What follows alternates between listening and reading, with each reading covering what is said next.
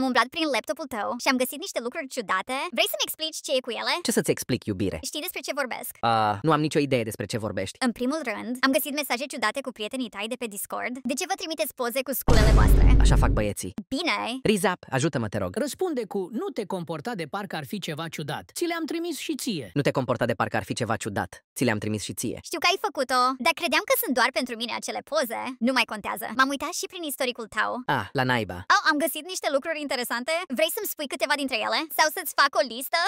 Poți să le enumeri. Hai să începem cu ceva mai ok. De ce ai căutat cum să-mi părăsesc iubita în cel mai urat mod posibil? Am căutat asta pentru un prieten, mă jur. Nu era pentru tine. Următoarea, 10 băieți versus o fată cu dizabilități. Asta a fost foarte distractiv de urmărit. Cu siguranță o să mă mai uit. Și asta încă nu e cel mai rău lucru. 15 oameni închiși la culoare versus o fetiță cu probleme de vedere. Asta a fost și mai distractivă. Nu știa ce o așteaptă. La propriu. E ceva greșit cu tine, dar e ceva și mai rău. Ce? Tu să-mi spui. Sincer, nu știu. Ar putea fi orice. E cumva cum să fac brownies cu laxativ ca să pot începe o petrecere de rahat. Ce naiba? Nici n-am văzut asta.